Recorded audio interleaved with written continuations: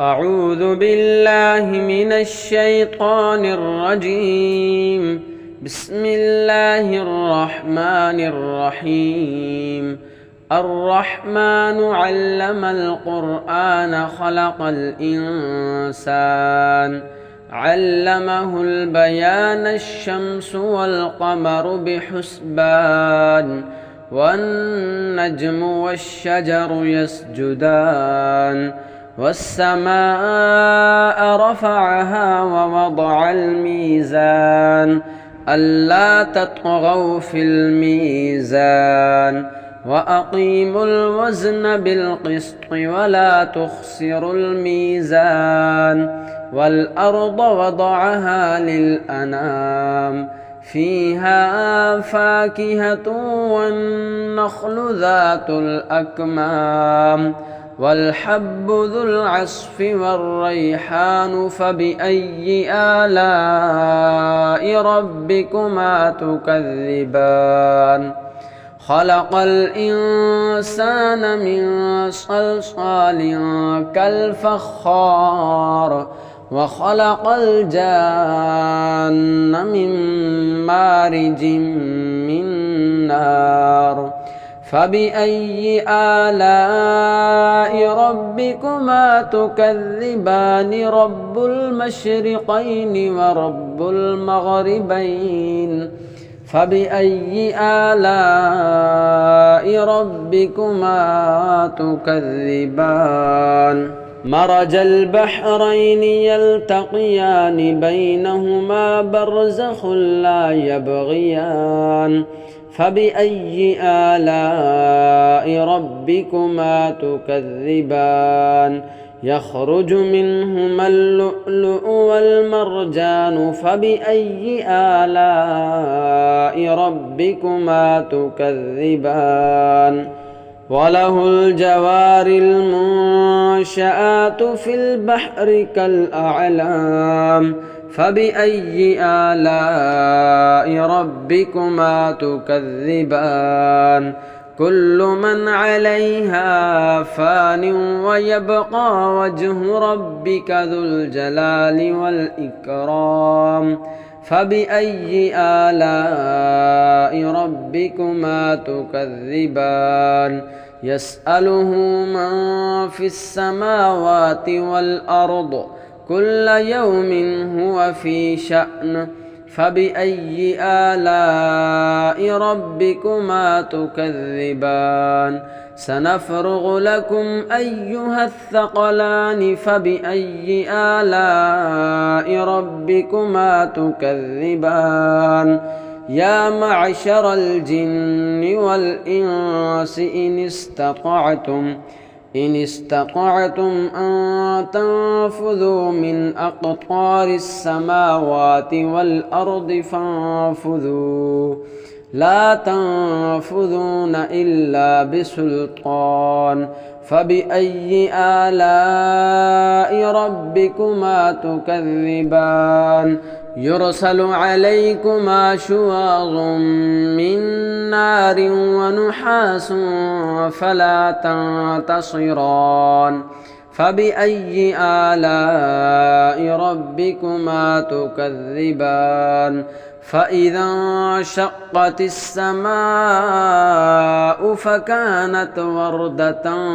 كالدهان فبأي آلاء ربكما تكذبان فيومئذ لا يسأل عن ذنبه إنس ولا جان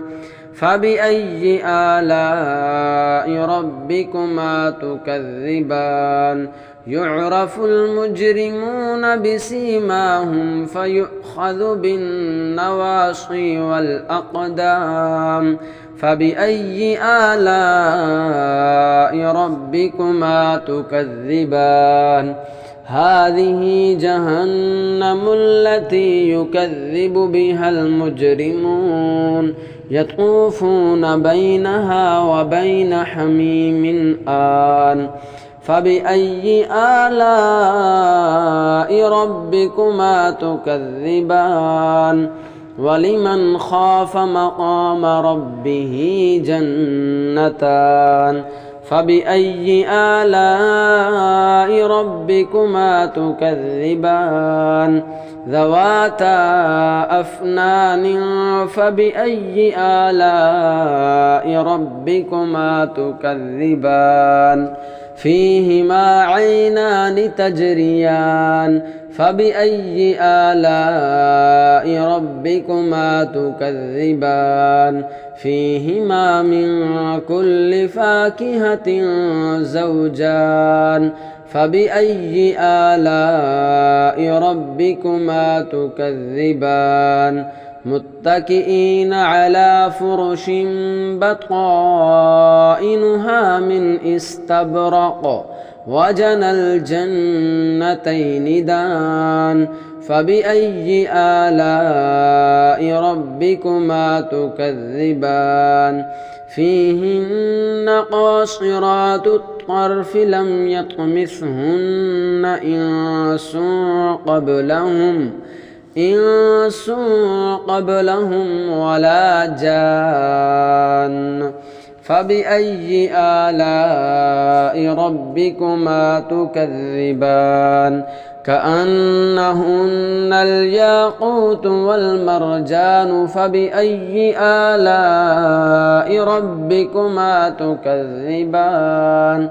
هل جزاء الإحسان إلا الإحسان فبأي آلاء ربكما تكذبان ومن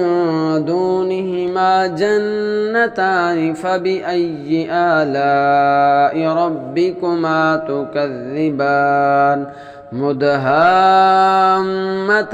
فبأي آلاء ربكما تكذبان فيهما عينان نضاختان فبأي آلاء ربكما تكذبان فيهما فاكهة ونخل ورمان فبأي آلاء ربكما تكذبان فيهن خيرات حسان فبأي آلاء ربكما تكذبان حور مقصورات في الخيام فبأي آلاء ربكما تكذبان لم يطمثهن إنس قبلهم ولا جان فبأي آلاء ربكما تكذبان متكئين على رفرف خضر وعبقري حسان فبأي آلاء ربكما تكذبان تبارك اسم ربك ذي الجلال والإكرام.